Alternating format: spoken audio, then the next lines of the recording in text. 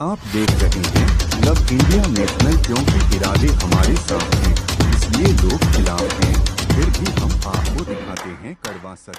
मुरादाबाद जनपद के कटघर थाना अंतर्गत नंदनगरी पीटल नगरी की विमला शर्मा पति सुनील शर्मा के साथ शनिवार को एसएसपी ऑफिस पहुंची और सुनील शर्मा के नाम से एक प्रार्थना पत्र दिया।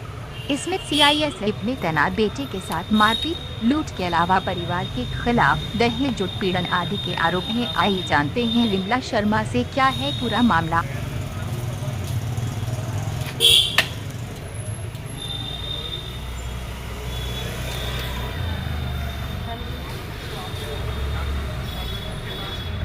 नाम है आपका?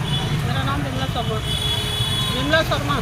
विमला शर्मा जी, क्या मामला जो एसएसपी के पास है? मामला ये है साहब, पहले इन्होंने हमारे बीच वाले बेटे को अभिषेक को जो आसाम में तैनात है सीआईएसएफ में, ठीक है, उसके लिए इन्होंने वो करा तो हमने उससे शादी कर ली।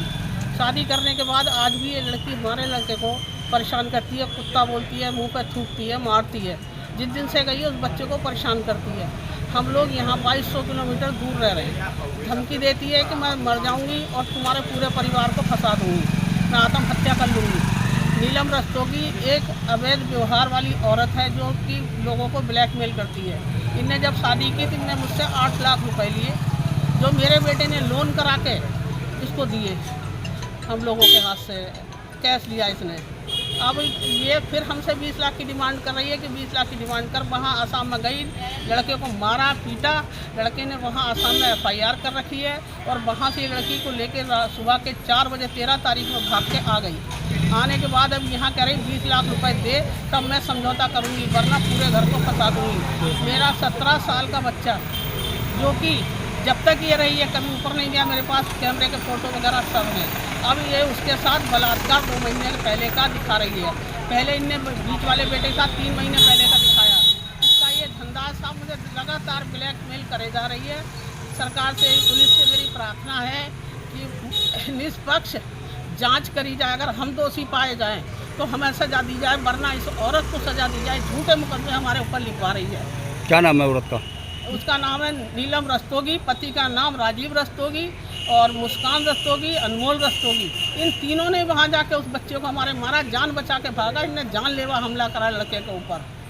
ये इस तरह से हम लोगों को ब्लैकमेल कर रही है और लगातार हमें 1.5 साल से परेशान करती चली आ रही है।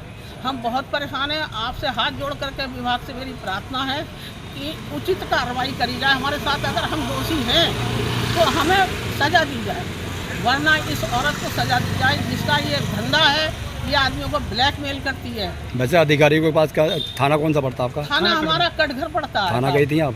हाँ, हम वहाँ भी गए थे साहब। कहाँ जा चुकी हैं आप? अब हम साहब यहाँ एसएसपी ऑफिस में आए हुए हैं, इससे कप्तान साहब के पास, डीआईजी के, आईजी के, सब जगह हमने अपनी एप्लीकेशन प्रार्थना पत्र भेज रखे हैं कि साहब हमारी मदद की जाए। मुख्यमंत्री साहब को भेजिए। मुख्यमंत्री साहब को भी पोर्टल पर भेज दिया है, वैसे ही भेज दिया है। इस औरत ने हमें जीना हराम कर रखा है साहब।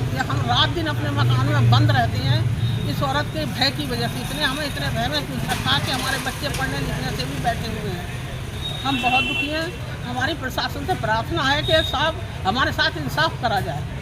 ये झूठे मुकदमे लिखवाती है, इसके मुकदमे ना लिखे जाएँ। पहले जांच करी जाए, अगर हम दोषी हैं तो हम पे ज़रूर लिखे जाएँ साहब, हमें कोई ऐतराज़ नहीं है। जहाँ ये रहती है वहाँ हम आज तक नहीं गए हैं।